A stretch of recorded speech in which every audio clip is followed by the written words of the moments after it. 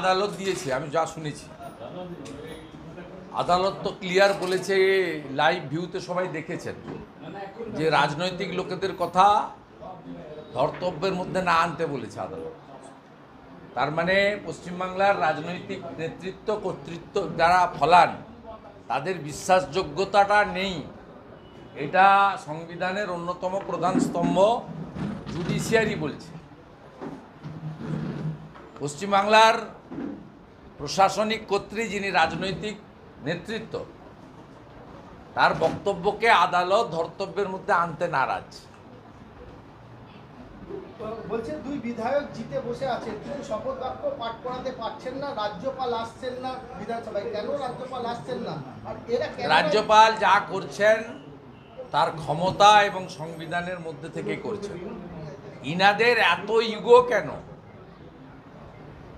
রাজভবনে যেতে এদের এত আপত্তি কেন? বরঞ্চ তো খুশিতে নাচতে নাচতে গিয়ে শপথ বাক্য পাঠ করে আসা উচিত।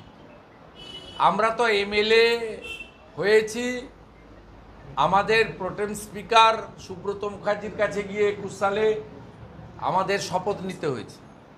আমাদের রাজ্যপাল ডাকলে তো আমরা আগে ছুটে গিয়ে রাজভবন থেকে নিতাম।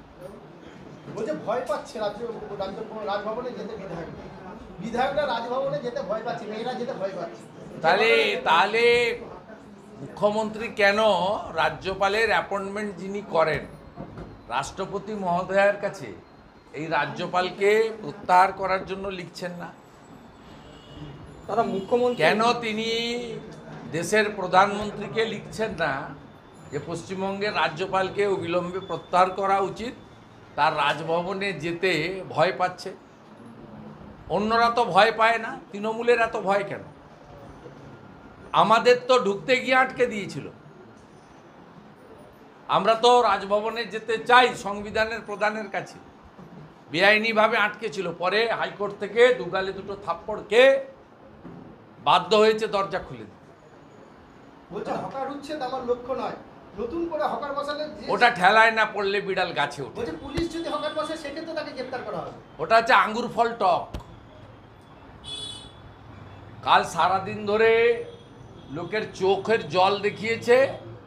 মমতা ব্যানার্জি ভীত, আতঙ্কিত, সন্ত্রস্ত হয়েছেন। আর আমরা ভারতীয় জনতা পার্টির পক্ষ থেকে এবং আমি বিরোধী দলনেতা হিসেবে বলেছিলাম প্রতিবাদ হবে, প্রতিরোধ হবে। আপনি বলেছেন সরকারি জমি উদ্ধার করবেন, আপনার লোকেরা গরিব মানুষের পেটে লাথি মেরে হকার উচ্ছেদের নামে মানবাধিকার লঙ্ঘিত করছেন। আমরা চাই ফুটপাত দখলমুক্ত হোক, আমরা চাই নগরায়ন সুন্দরভাবে গড়ে উঠুক, কিন্তু কারোর পেটে লাথি মেরে নয়। আপনি এসওপি তৈরি করুন, আপনি যথোপযুক্ত সময় দিন, আপনি বিকল্প ব্যবস্থা করুন। আপনি বারে বারে বলেন যে আমি 1.5 কোটি চাকরি দিয়েছি, তালিকা চাইলে দিতে পারেন না। আপনি 200% কাজ করেছেন, ভর্তি কাজ করেছেন বলেন আমার সময়। তা আপনি সব হকারকে একটা করে চাকরি দিয়ে দেন, তারপরে তুলে দেন না। আমরা তো হকার জবরদখলের কথা বলছি না।